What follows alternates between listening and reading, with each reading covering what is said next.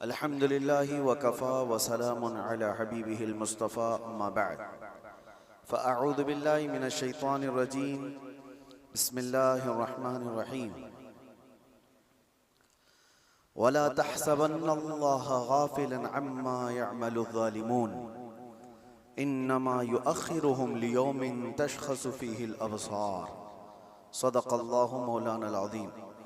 बारगाह रिसालत मुआब सल्लल्लाहु अलैहि वसल्लम में दुरूद पाक का हदिया पेश करें। अल्लाहुम्मा सल्लि अला सय्यिदिना मुहम्मदिन मअदनिल जूदि वल करम व आलिहि व अस्हाबिहिल किराम व इब्निहिल करीम व बारिक व सल्लिम सलातन दाइमतन सरमदन अबदा। जब रब तबारक व तआला इंसान को पैदा करना चाहा तो कुरान में उसका जिक्र यूँ है, वइज़ क़ाल रब्बुका लिल मलाइकति इन्नी जाइलुन फिल अर्दि खलीफा, कि अल्लाह ताला ने फरिश्तों से फरमाया कि मैं ज़मीन में अपना खलीफा बनाने वाला हूँ। इंसान को अल्लाह ने क्या फरमाया? अपना खलीफा। इंसान अल्लाह का नायब बनाया जा रहा है। तो फरिश्तों ने क्या कहा था रब ताला की बारगाह में? अतजअलु फ़ीहा मन युफ़सिदु फ़िल अर्द, अतजअलु फ़ीहा मन युफ़सिदु फ़ीहा, ऐ अल्लाह क्या तू ऐसे को खलीफा बनाएगा जो ज़मीन में जाकर फसाद मचाएगा, जुल्म करेगा, खून नाहक करेगा। अल्लाह तबारक व तआला ने इरशाद फरमाया, इन्नी अअलमु मा ला तअलमून, मैं जो जानता हूँ वो तुम नहीं जानते। तो फरिश्तों का ये पूछना अल्लाह की बारगाह में कि ज़मीन में आने के बाद इंसान फसाद मचाएगा, बिल्कुल वो रियल बात थी और आज है। देखा जा रहा है कि ज़मीन में फसाद मचाने वालों की तादाद बढ़ती चली गई। लेकिन अल्लाह का निज़ाम है, ये दारुल अमल है, दारुल इम्तिहान है कि यहाँ भेजा गया है इंसानों को पावर देकर, ताकत देकर, इख्तियार देकर। पाबंदी ऐसे नहीं कि तुम कुछ नहीं कर सकते। आज़ाद अल्लाह तबारक व तआला ने इंसान को पैदा करके इम्तिहान के लिए इस ज़मीन पर भेजा है। लेकिन साथ में रब तबारक व तआला ने इंसानों को हिदायत देने के लिए और बुराइयों से बचाने के लिए अंबिया इकराम भी भेजता रहा कि तुम्हें सीधा रास्ता बताएंगे, फसाद मत करना।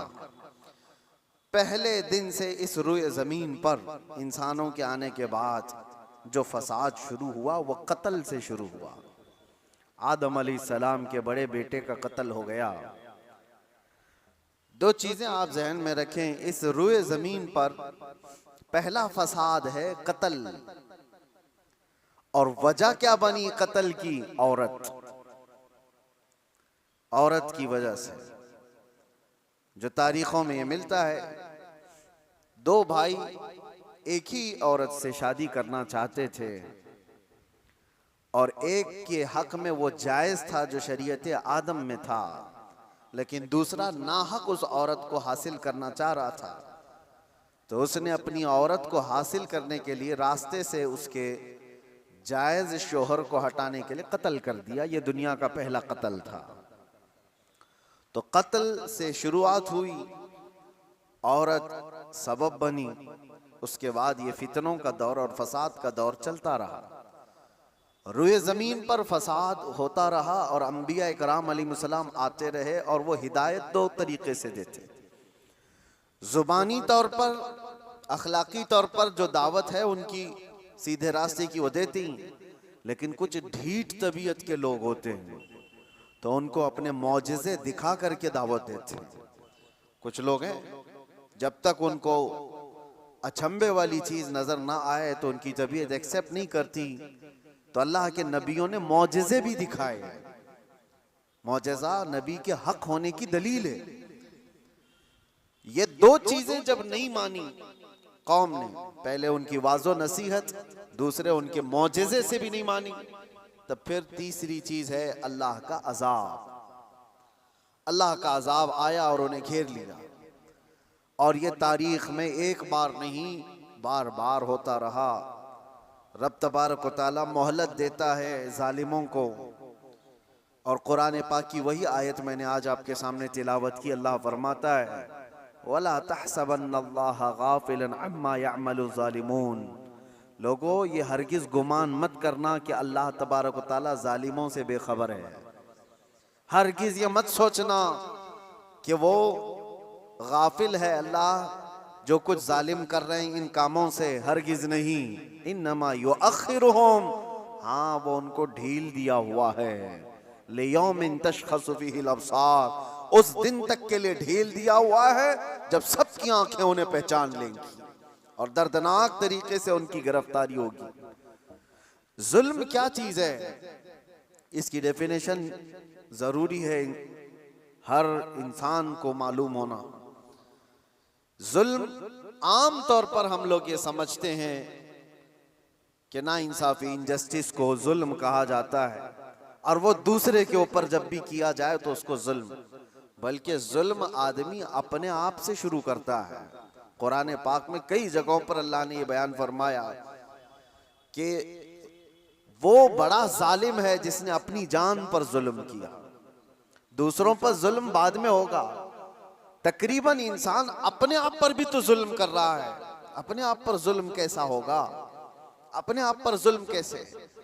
अपने आप पर जुल्म ये है, जुल्म की तारीफ जो डेफिनेशन है वो ये है, वदअ शै अला गैरि महल्लिही, किसी भी चीज को उसकी असली जगह से हटाकर रख देना। टोपी को अगर कोई पाँव में पहने तो उसकी जगह तो नहीं है, चप्पल को कोई सरों पर रख रहा है तो उसकी जगह तो नहीं है। ये जुल्म है। जिस चीज का जो मकाम है उसको वहां पर रखना ये इंसाफ, और उस चीज से उसे हटा देना ये जुल्म। इसको क्या कहते हैं? जुल्म।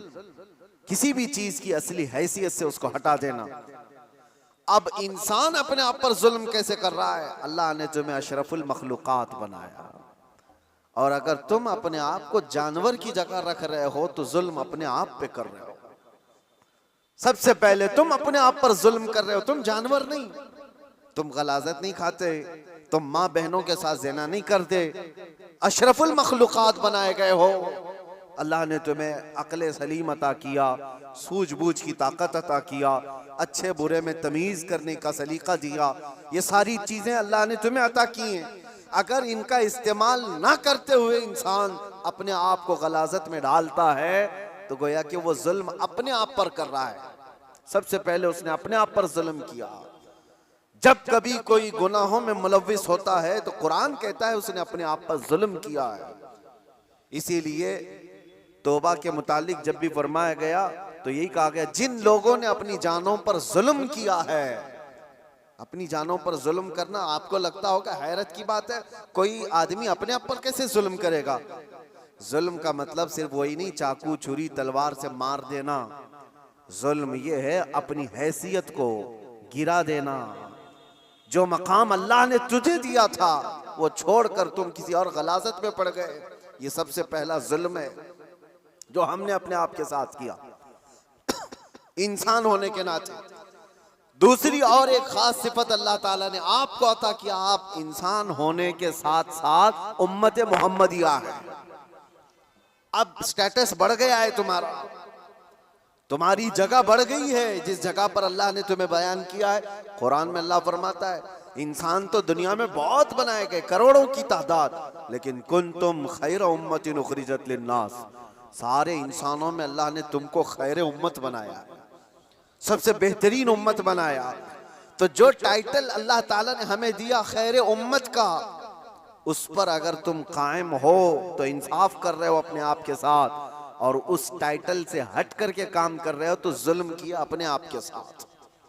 हमने अपने आप के साथ जुल्म किया।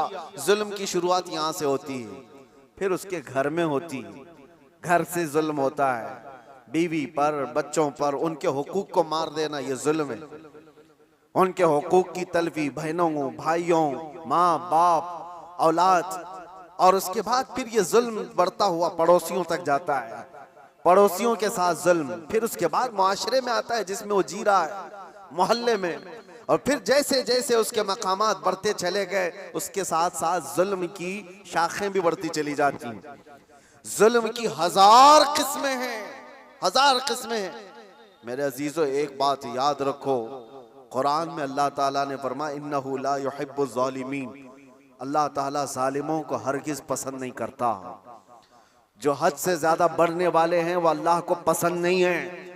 लेकिन लोगों ने जुल्म का कॉन्सेप्ट ये बना करके रखा है, सिर्फ मार धाड़ कत्ल करने वाला ही जालिम है।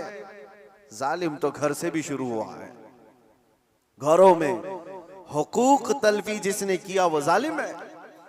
जिसने बीवी का हक मार लिया वो जालिम, जिसने माँ बाप का हक अदा नहीं किया वो जालिम, जिसने औलाद का हक अदा नहीं किया वो जालिम, जो अपने भाई बहनों का हक मार कर बैठा वो भी जालिम। ये जुल्म की कई शाखें हैं। और उसके बाद मेरे अजीजों, लोग जब अमली जिंदगी में आगे बढ़ते हैं तो जुल्म कहां कहां है मैं आपको बताऊं। जुल्म इंसान करता कब है? कमजोर आदमी जालिम तो नहीं होता, ये तो सबको पता है, सारे लोग देखते हैं। अगर मिसाल के तौर पर मैं आपको बताऊं, किसी जुर्म में अंधा, लूला, लंगड़ा, ऐसा आदमी, लूला भी है, लंगड़ा भी है, कुछ नहीं, पैर भी नहीं, हाथ भी नहीं, आंख भी नहीं, ऐसे शख्स को कोई पकड़ करके लाए और कहे कि इसने फलां के साथ बहुत जुल्म किया है, मार धाड़ किया है, तो दुनिया हंसेगी कि वो माजूर है, वो क्या कर सकता है। ये तो बात सही है। कमजोर आदमी जुल्म नहीं कर पाता क्योंकि उसके पास वो नहीं है। इसका अपोजिट ये निकलता है कि ताकत जैसी ही आती है इंसान वैसी जुल्म शुरू करता है। ताकत, और ताकत कई किस्म की है।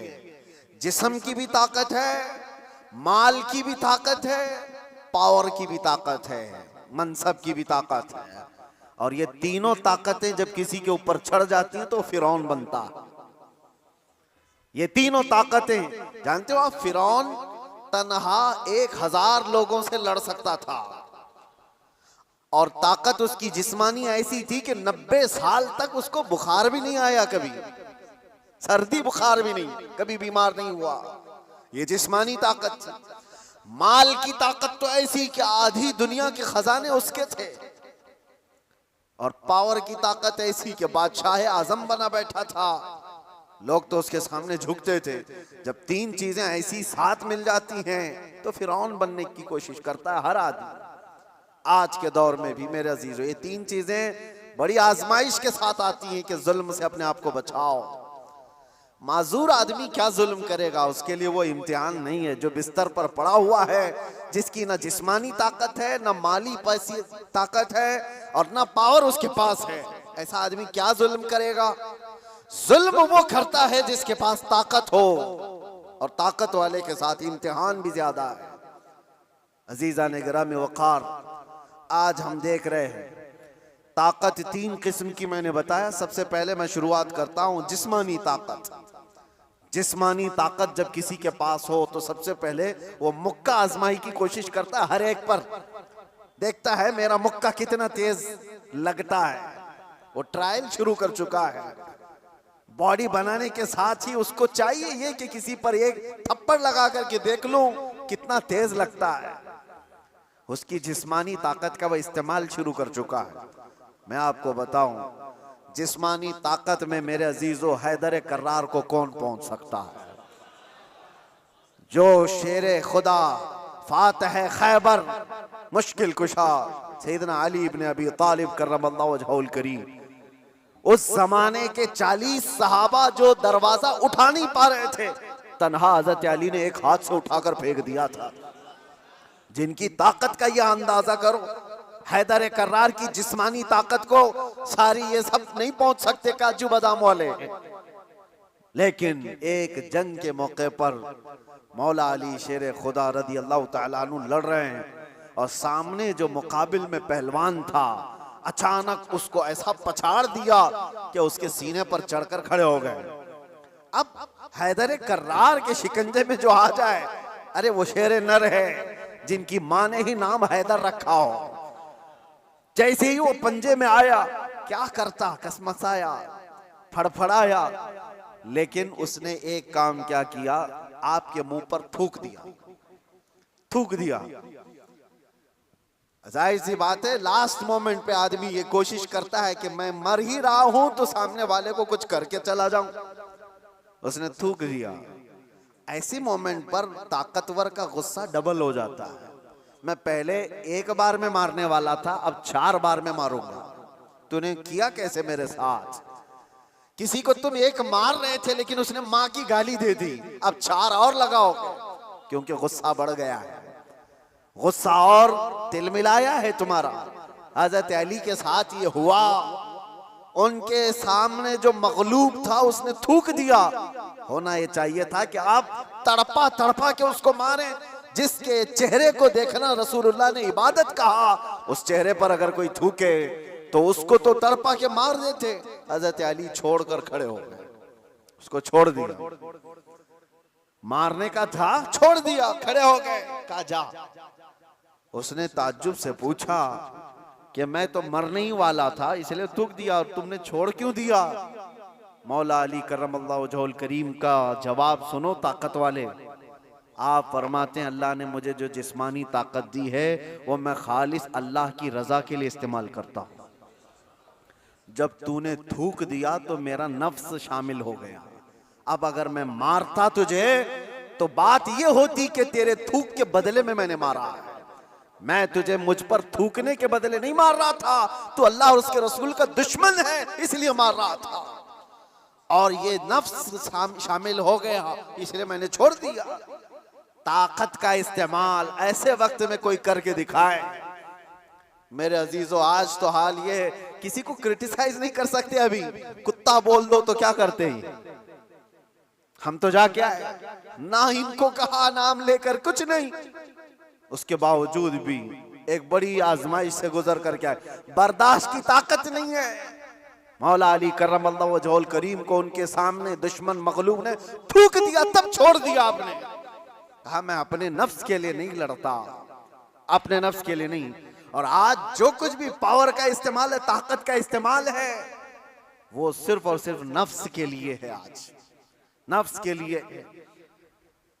ये एक मिसाल मैंने आपको बताया, जिस्म का गलत इस्तेमाल करने वाले लोग। और क्या समझते हो तुम्हारी ताकत क्या ये हमेशा की है? चंद दिन का इंतजार करो, दांत टूट जाएंगे, कमर झुक जाएगी, और उसके बाद आज़ाद जवाब देने लगेंगे। जिन हाथों से तुमने मुक्का आजमाई की थी, चंद दिनों के बाद वो हालत होने वाली है कि हाथ से तुम्हारे गिलास भी नहीं पकड़ा जाएगा। रोटियां तुम्हारे हलक तक डालने के लिए हाथ कपकपा रहे होंगे। हमने बड़े बड़े पहलवानों को बिस्तर पर पांव रगड़ रगड़ कर मरते हुए देखा है। ये जिस्मानी ताकत फानी है, खत्म होने वाली है। और समझ लो कि तुम्हें बुढ़ापा नहीं आया, कमजोरी नहीं आई, बीमारी नहीं आई, तब तो मौत तो आनी है, चाहे जवानी में आए। और मेरे आका सल्लल्लाहु तआला अलैहि वसल्लम एक बार हजरत अबू हुरैरा रदियल्लाहु तआला अन्हु के साथ एक ऐसे खंदक के पास से गुजर रहे थे जहां लोग कूड़ा करकट कचरा सब फेंका करते थे। वहां पर मेरे आका सल्लल्लाहु तआला अलैहि वसल्लम खड़े हो गए। हजरत अबू हुरैरा से कहते हैं इस खंदक में कुछ तुम्हें नजर आ रहा है? तो आपने कहा हाँ या रसूल अल्लाह सल्लल्लाहु अलैहि वसल्लम, हड्डियां हैं पुरानी। आप सल्लल्लाहु अलैहि वसल्लम ने फरमाया ये उन मरे हुए लोगों की हड्डियां हैं, उनके कपड़े हैं जो गल चुके हैं, जो अपने जमाने में ऊंची सवारियां करते थे, बड़े जिस्मों के मालिक थे। इनको ताकत और कुव्वत बहुत दी गई थी और आज ये सड़ गल गए हैं और कीड़ों की ग़िज़ा बने। ये हश्र तो उन ताकतवरों का भी होगा जो आज अपनी ताकत का गलत इस्तेमाल कर रहे हैं। थोड़े दिनों की बात है, आप ये ताकत को फानी होते हुए देखेंगे। इसीलिए मेरे अजीजों, जब अल्लाह ताला ने जिस्मानी ताकत दिया है तो संभाल करके रखना कि हाथ उठे तो कहीं जुल्म के लिए ना उठे, जुल्म के लिए ना उठे। जिस्म का इस्तेमाल कभी अपने नफ्स के लिए ना हो। इमाम अहले सुन्नत इमाम अहमद रजा खान फाजिल बरेलवी रदी अल्लाह ताला, कौन नहीं जानता आज, आशिकों के इमाम, बरेली के ताजदार, जिन्होंने हजारों मसाइल का हल लिख दिया अपनी जिंदगी में, 1000 से ज्यादा किताबें लिख दी। और वो शहंशाह वक्त अपने जमाने के कुतुब मस्जिद में एतिकाफ में बैठते थे रमजान में, लेकिन एतिकाफ की हालत में भी मुसलसल इल्मी काम किया करते थे। एक बात थी, आला हजरत जैसे फकीह, उनके जैसा बड़ा आलिम जिसके सामने दूसरे कई उलमा अपने घुटने टेक देते हो। एतिकाफ की हालत में तवज्जो, जैसी ही इफ्तारी हो जाती तो आपके खादिमों में से घर से जो खाना लाया जाया करता था, एक बच्चा था 12 साल का, वो तो शदान लेकर के आता था, इफ्तारी और सहरी पहुंचाता था मस्जिद में। लेकिन आला हजरत को एक आदत थी पान खाने की, और पान खाने वाले लोग इफ्तारी के फौरन बाद पान चाहिए। आला हजरत इफ्तारी कर चुके, पान जो रोजाना आता था वो बच्चा पान लाया नहीं, और टाइम गुजरता गया, आपको पान की तलब हुई कि अभी तक आया नहीं, अभी तक आया नहीं। वो तकरीबन घंटा भर के बाद वो बच्चा आया और दौड़ता हुआ आया, कहा बड़े मौलाना साहब पान रह गया। पान ला करके दिया, एक तमाचा उसको लगाया, कहां चला गया था, पान लेकर कहां भाग गया था। वो बच्चा, जो खादिम है, खिदमत करने वाले लोग हैं, कहा माफ कीजिए भूल गया था, दिया और चला गया भागकर, पान खा लिया। आपके शागिर्द हैं अल्लामा जफरुद्दीन बिहारी रहमतुल्लाह तआला अलैह, उन्होंने लिखा है इसको, आला हजरत के शागिर्द। वो कहते हैं पान खाने के बाद आला हजरत इतने बेकरार हो गए, तरावी हो गई, टहलते रह गए इधर से उधर बेचैनी से। मैंने जाकर पूछा इमाम वक्त से आला हजरत से, मौलाना जफरुद्दीन साहब फरमाते, कहा क्या वजह है। आला हजरत ने कहा मौलाना जाओ, वो बच्चा कहाँ है उसको ढूंढ के लाओ। कहा क्यों, क्या हुआ। कहा उसको बुला लाइए, मैं उसको मार दिया था। तो मौलाना जफरुद्दीन रहमतुल्लाह अलैह फरमाते, मैं ढूंढने के लिए निकला, वो कहाँ मिलता, रात हो गई थी, कहीं दुबुक के सो गया हो। लेकिन आला हजरत ने रात भर ढूंढने लगवाया, जो भी शागिर्द आए उससे कहो बच्चे को ढूंढ लाओ जो खाना लाता है हमारा। वो कहीं मिला ही नहीं। रात भर आप सोए ही नहीं, मस्जिद में टहलते रहे बेकरारी के साथ। सहरी का वक्त हुआ तो तोशादान लेकर बच्चा आ गया, उसकी ड्यूटी थी। वो जैसे ही आया आला हजरत लपक कर दरवाजे पर जाते और जाकर तोशा उसके हाथ से लिया, रख दिया और घुटने टेक कर जमीन पर बैठ गए। वक्त के मुजद्दिद की बात कर रहा हूं। उस बच्चे के दोनों कंधों को पकड़ा और कहा बेटा कल की रात मैंने थप्पड़ मार दिया था अपने हाथ से तुझे, खालिस मेरे पान के लिए, ये मेरे नफ्स के लिए मारा था, तो अल्लाह के लिए मुझे माफ कर दे। वक्त का इमाम अब छोटे बच्चे से कह रहा है मुझे माफ कर दे। वो बच्चा कसमसा रहा है, घबरा रहा है। देखा है वक्त के बड़े बड़े फकीह और मुफ्तियान कराम इस इमाम के सामने बैठ जाते हैं अदब से, और ये वक्त का इमाम मुझसे माफी तलब कर रहा है। बच्चे ने कहा हुजूर छोड़ दीजिए, मैंने कुछ समझा ही नहीं, मुझे कुछ पता ही नहीं। आला हज़रत ने कहा नहीं ऐसा नहीं होगा, तू कह दे माफ किया। मौलाना जफरुद्दीन फरमाते हैं मैं देखता खड़ा था। आला हज़रत कह रहे हैं कल क़यामत के दिन अगर रसूलुल्लाह सल्लल्लाहु अलैहि वसल्लम ने मुझसे पूछा ऐ अहमद रज़ा क्या तेरे अंदर अल्लाह ने ताकत इसलिए दी थी कि तू अपने पान के लिए छोटे बच्चे पर हाथ मारे, मैं क्या जवाब दूंगा उस दिन क़यामत के दिन। आला हज़रत उसको पकड़ करके थाम रहे, तो उस बच्चे ने कहा कि ठीक है मैं माफ कर दिया। आला हज़रत कहते हैं बच्चों को इख्तियार नहीं है माफ करने का, बच्चों को मसाइल है, वो मालिक नहीं है। हाँ आपने कहा, अपने सर से टोपी उतारी और कहा जैसे कल मैंने तुझे मारा था वैसे तू भी मुझे मार, बराबर हो जाए मामला। उसका हाथ कांपने लग गया। वक्त का मुजद्दिद कह रहा है आला हज़रत अपनी टोपी उतार कर रख दिए। बच्चा जब नहीं मारने लगा आपने खुद उसका हाथ पकड़ा और हाथ पकड़ करके अपने सर पर मारने लग गए। 3-4 बार उसकी जब थप्पड़ पड़ी तो आला हज़रत मुस्कुराते हुए खड़े हुए कहा बात बराबर की हो गई, तूने मुझे माफ भी किया और बदला भी ले लिया। मौलाना जफरुद्दीन रहमतुल्लाह अलैह फरमाते हमारे आंसू निकल गए।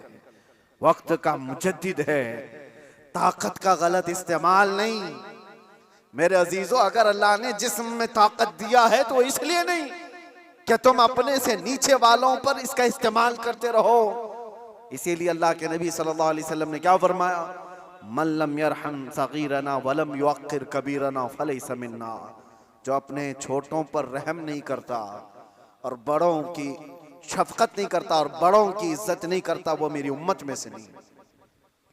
अल्लाह ताला ने अगर ताकत दिया है, नौजवानों से मैं कहता हूं गलत इस्तेमाल नहीं करना, इसका गलत इस्तेमाल कभी ना हो।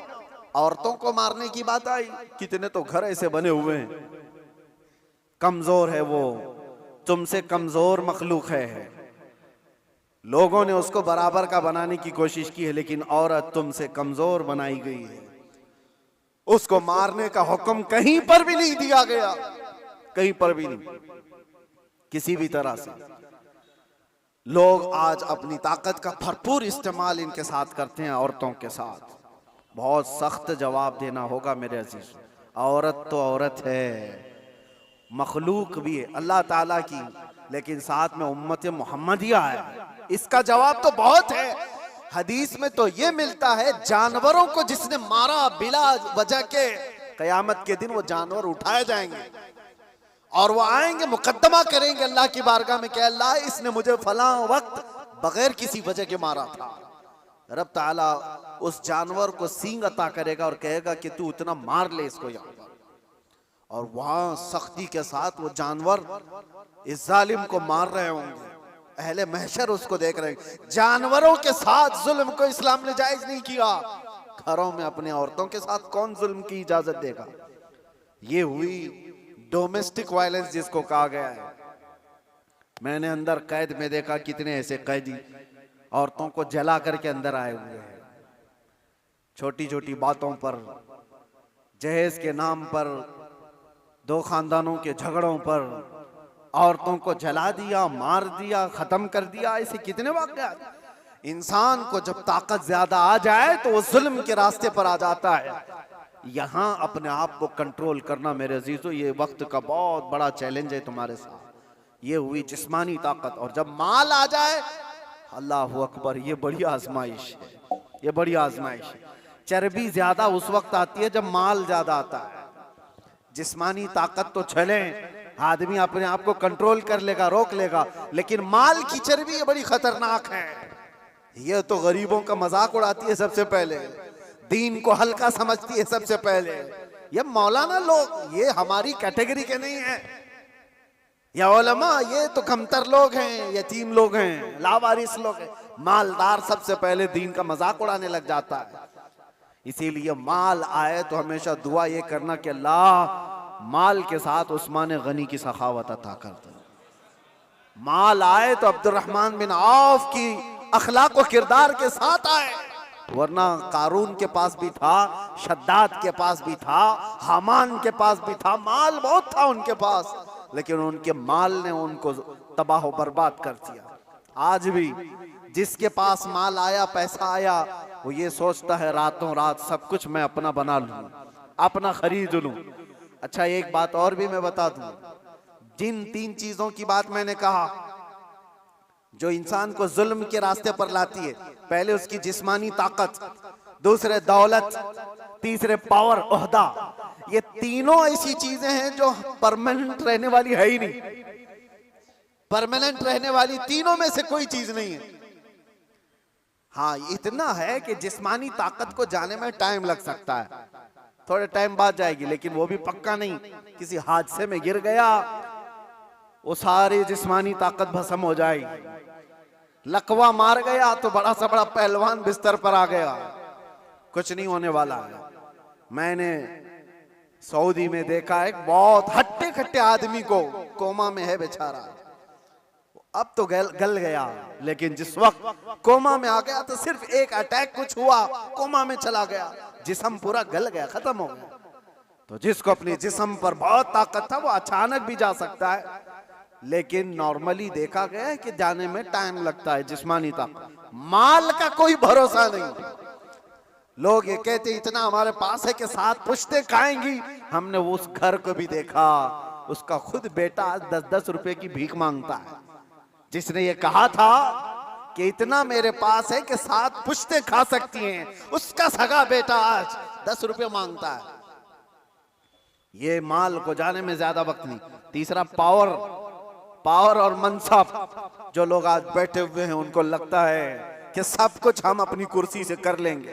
तुम्हारी कुर्सी को हिलने में देर नहीं लगता।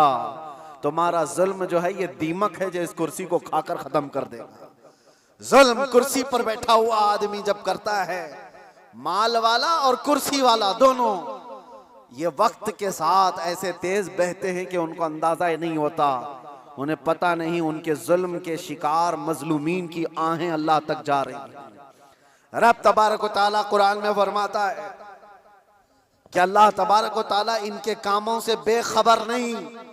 जो लोग पीड़ित हैं, जुल्म से निशाना बने हुए हैं, तो क्या इनको इंसाफ नहीं मिलेगा? दुनिया की अदालत इंसाफ ना दे, अल्लाह की अदालत तो है जो इंसाफ अता करे। जालिम दुनिया में भी भुगतेगा और आखिरत में उसका दर्दनाक अंजाम है, दर्दनाक अंजाम है। फिरौन के साथ क्या हुआ, नमरूद के साथ क्या हुआ? अरे एक मच्छर से हिलाक हो गए।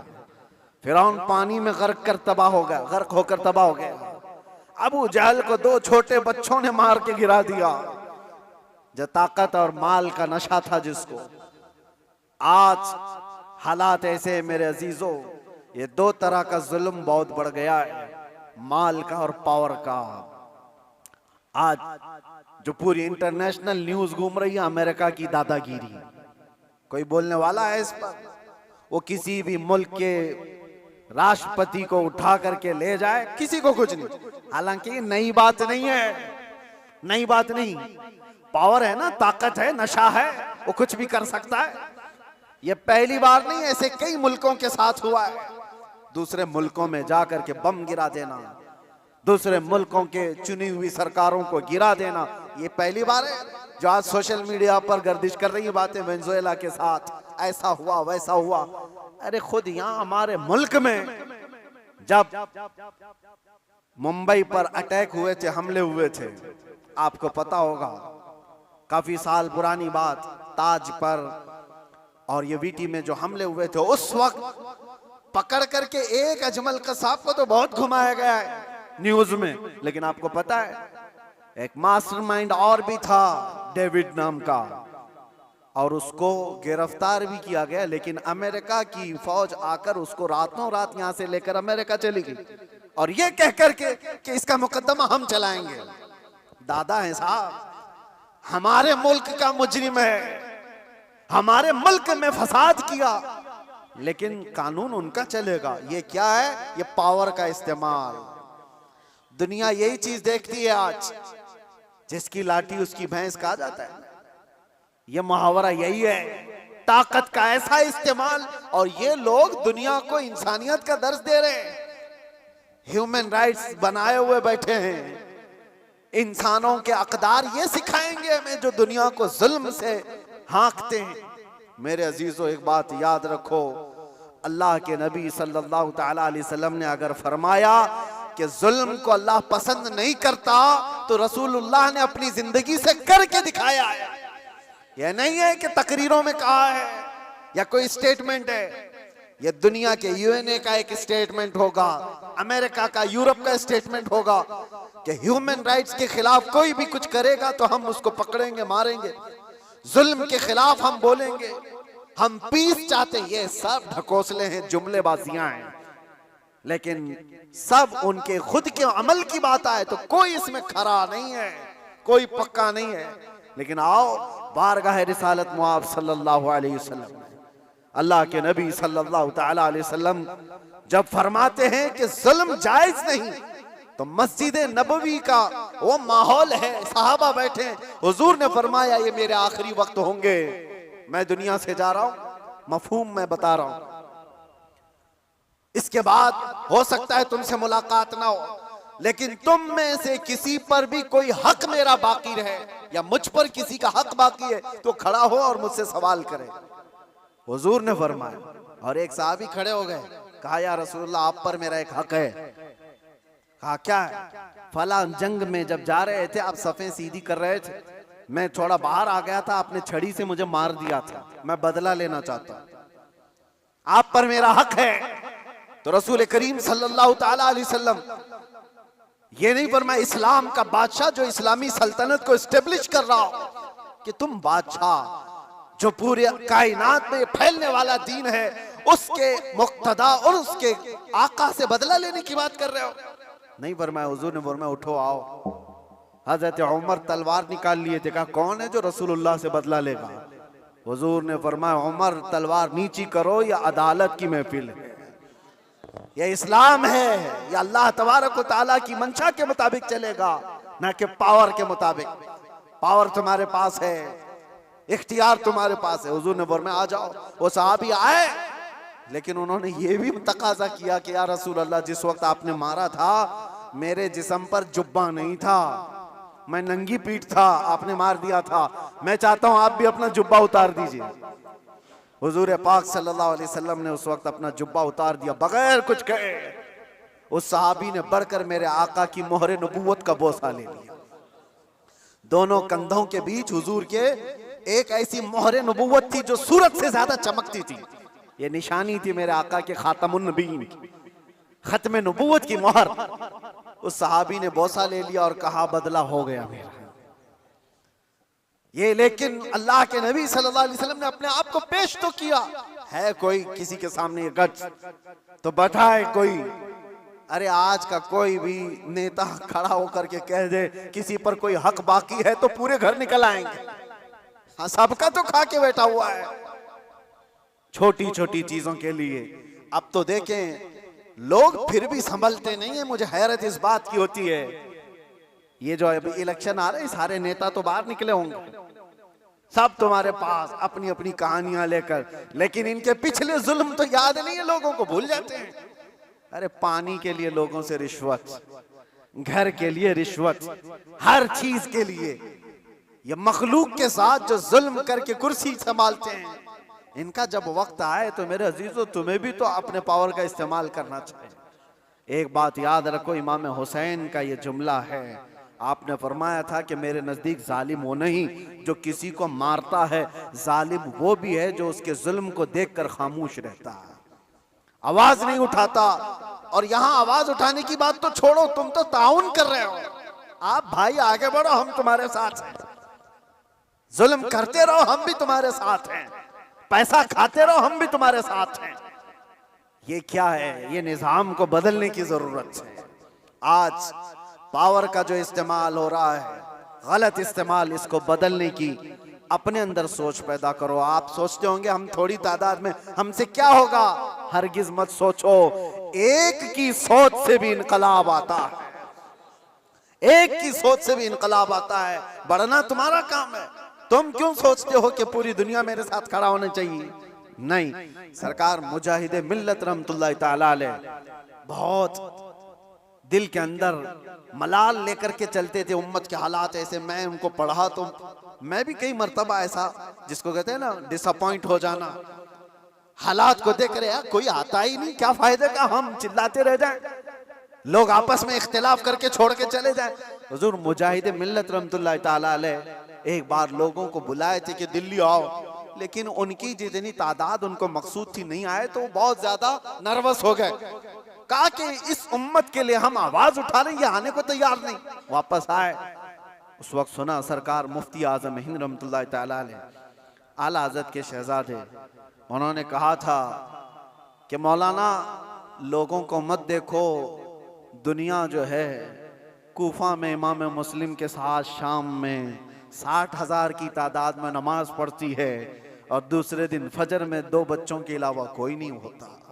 आप इनके बेस पर ना आओ, आप अल्लाह के भरोसे पर जाओ। इसलिए कि गरीब नवाज पहले से हिंदुस्तान में माहौल बना के नहीं आए थे, अल्लाह के भरोसे आए थे, अल्लाह ने माहौल बना दिया।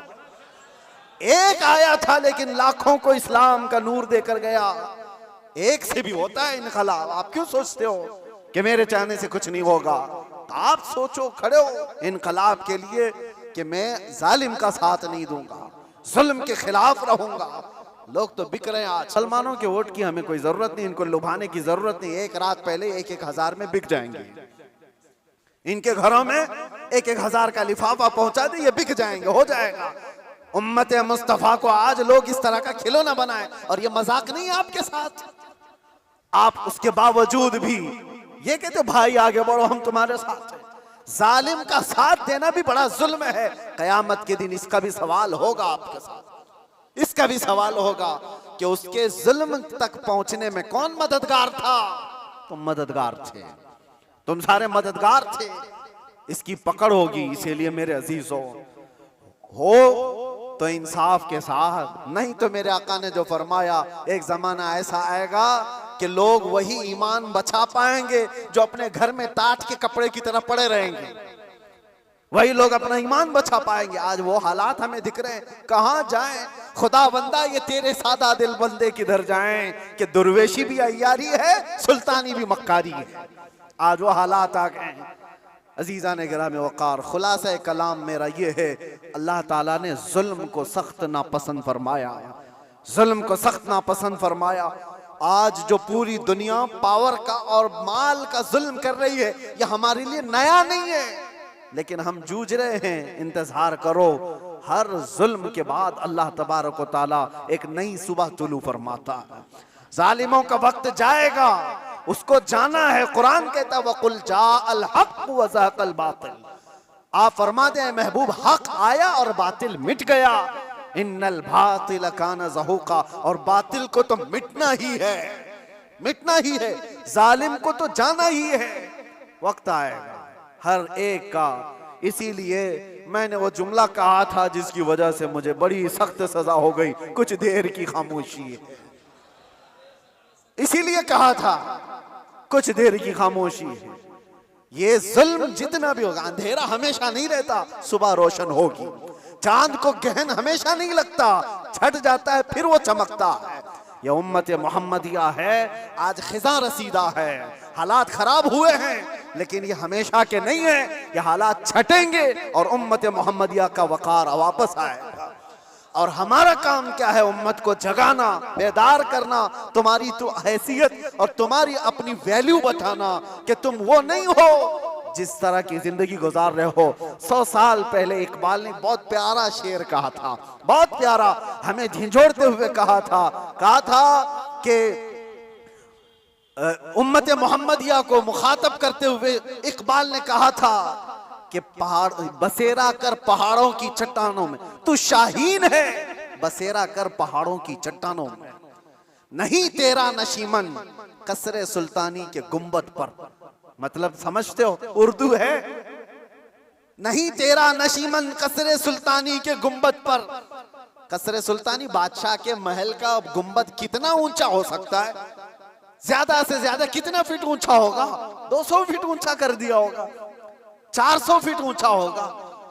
लेकिन इकबाल कहता है वो गुंबद की ऊंचाई ये तेरी मंजिल नहीं है। एक परिंदा है शाहीन, जानते हो, जो सबसे ऊंचा उड़ता है, और इतना ऊंचा उड़ता है कि उसको कौवे भी नहीं देख सकते, कौवे भी नहीं देख पाते उसको। शाहीन इतना ऊंचा उड़ता है। और इकबाल इसको उम्मत मोहम्मदिया को कहता है, नहीं तेरा नशीमन कसरे सुल्तानी के गुंबद पर, तेरी ऊंचाई इतनी नहीं है, यहाँ बैठने की नहीं है, तू शाहीन है बसेरा कर पहाड़ों की चट्टानों में, तुम बुलंदी के लिए बनाए गए हो।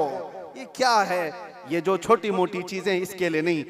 अब आखिरी मेरा पैगाम ये है कि जुल्म ये भी है कि रिश्वत लेना, रिश्वत देना। अल्लाह के नबी सल्लल्लाहु अलैहि वसल्लम ने फरमाया, अर्राशी वल मुर्तशी किलाहुमा फिन्नार, रिश्वत लेने वाला, रिश्वत देने वाला दोनों जहन्नम में जाएंगे। मेरे आका ने फरमाया, हाँ, वोट के लिए जो पैसा बांट रहा है और जो ले रहा है, अगर ये रिश्वत की मंजिल में आया, दोनों जहन्नमी हैं। ये मेरे आका की हदीस है, इसीलिए कान खोल करके सुनो। उम्मत को हक बताना ये मेरा फरीजा है। बाद में जहन्नम का काम करना ना करना ये तुम्हारे हाथ में है। अल्लाह तबारक व तआला सबको हिदायत अता फरमाए। रब तबारक व तआला जुल्म की हर शाख से हमारी हिफाजत फरमाए। व आखिर दावाना अनिल हम्दुलिल्लाहि रब्बिल आलमीन। अस्सलामु अलैकुम।